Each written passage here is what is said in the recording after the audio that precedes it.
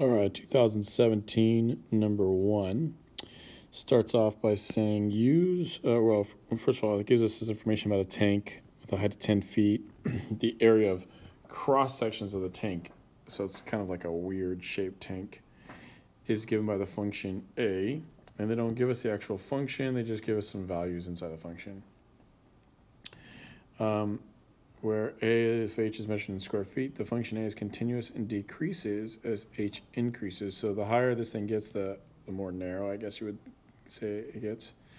So I don't know what the exact shape is, but we could kind of speculate that maybe it looks something kind of like, I don't know if it's circular or not, but maybe something like this. We don't really know, but just kind of to give you some type of visual. And it wants us to use a left Riemann sum with 3 subintervals indicated by the data in the table to approximate the volume of the tank. Well, if you think about this, if I was to cut up all these little slices, if I was to slice this thing up and add up the area of all those slices, that would essentially be the volume. In fact, that's how we calculate volume in geometry class. We just do the area times the height. So if we could just add up all of these areas, that would give us the volume. Well, they just want us to estimate what is the sum of all these areas using a left Riemann sum. Well, that's not too bad because think about these as 3 rectangles. You got 1 rectangle, 2 rectangle, 3 rectangle. And the left values would be 50.3, 14.4, 6.5. So what does a left Riemann sum look like here? Well, it's just rectangles, right? So it's the LRAM, we would say 3 would equal, first we have a height of 50.3 times a width. What's the width from 0 to 2? Well, it's 2, right? And then plus the next height on the left side would be 14.4. And the next width would be from 2 to 5, which would be 3. And then the next height would be 6.5 times a width from 5 to 10, which would be 5. All right, this is question number 1, so we could definitely use a calculator here. So that's what I would do. So let's just go ahead and say 50.3 times 2 plus 14.4 times 3 plus 6.5 times 5. And I'm getting the answer to be 176.3. Everything is measured in square feet, so when we add these all up, we get a volume, so I'm going to say cubic feet. Boom, there's part A. Okay, part B. Part B is saying, does the approximation in part A overestimate or underestimate the volume of the tank? Explain your reasoning. Well, at first this might feel a little confusing, but I want you to think about what this table would look like as a graph, right? And as you went from 0 to 10, this thing would generally be going down. We know that it's going down. It's always going down. So I know I'm drawing it as a line. It's probably not a line, but it's generally going down. Well, if I put in those left Riemann rectangles now,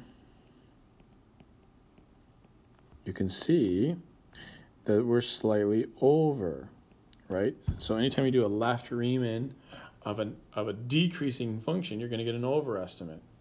And so we can just very confidently say it's an overestimate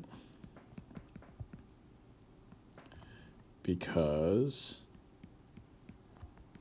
A of H is always decreasing. Boom. That's pretty good for A and B. Now let's talk about C. The area in square feet of the horizontal cross-section at height h feet is modeled by the function f of h equals 50.3 divided by e plus h. Right? Based on this model, find the volume of the tank, indicate units of measure. Okay. This is very much a Unit 8 question because what we're going to do is we're going to take the volume of all these cross-sections. I did teach you guys how to do this, but I want to just reiterate that this is it should not show up on the 2020 AP exam, this part, because this is volume of cross-sections. But that should simply look like 0 to, we'll just say h because we don't know when we're going to stop taking the measurement of this thing. of this function, which is f of h. I'm just going to write f of h rather than write the whole function out. dh. So literally that's all you do. You just have to take the integral of this. We're basically, if one of these represents the area of one cross-section, all I have to do is add up all the cross-sections, and I'll have the total volume, which is kind of what we said at the beginning here. So this represents the volume. I wouldn't even do this by hand because this is a calculator question, so I would literally just go in my calculator and plug everything in. They want the whole thing, so I guess I shouldn't really put an h here. We know that it goes till 10, so let's go ahead and put a 10 here.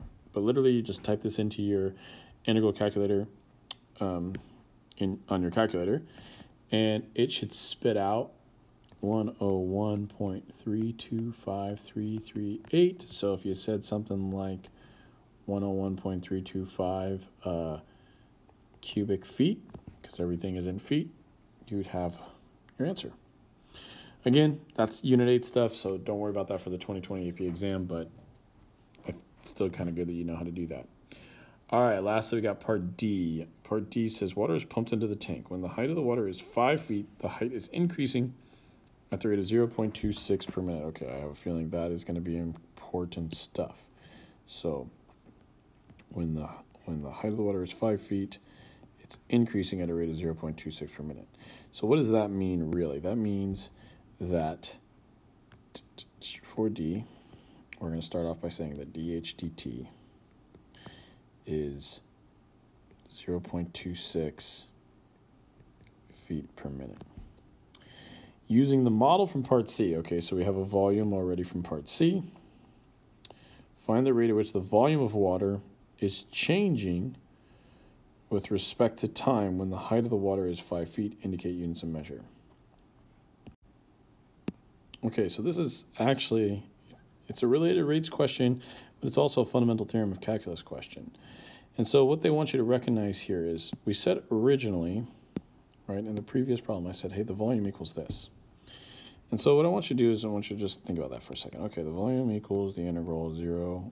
Let's actually call this h, and instead of f of h, I'm going to call it f of x, because we're gonna plug that h in here. You'll see in a second.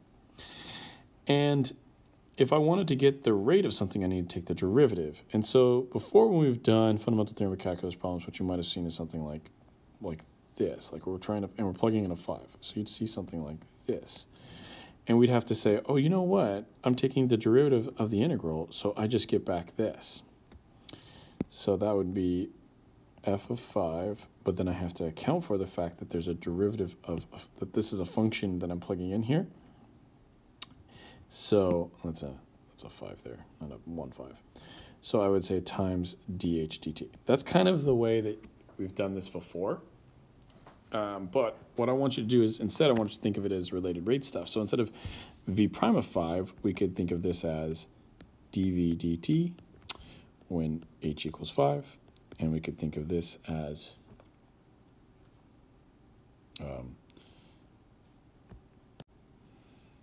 still f of 5. We can use that notation there. And then times by dH dt when h is 5. Okay. The reason why I kind of wrote it that way is they gave us all this information. Let me show you where.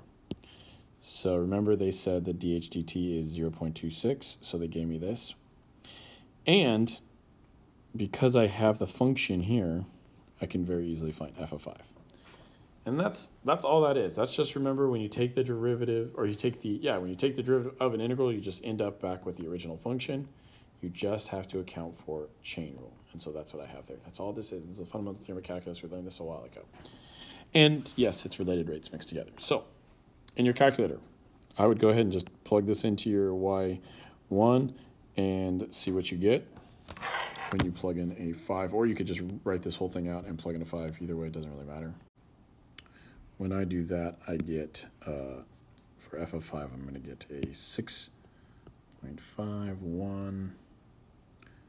699, and then it just, I guess it's pretty long. It's like 4471. Okay, so there's my f of 5.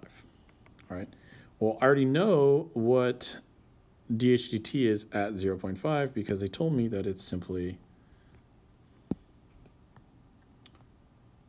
0.26. Sorry, used the wrong tool there for a second. Okay, well, leaving this number in your calculator, which you just got from here, just simply take that number and multiply it by 0.26, and you'll get that v prime of 5, or dv dt, when h equals 5, is, I got 1.694, okay? What is that in units again? Remember, this is, what are they asking? Let's just look at the question. We could kind of get an idea of what the units are going to be.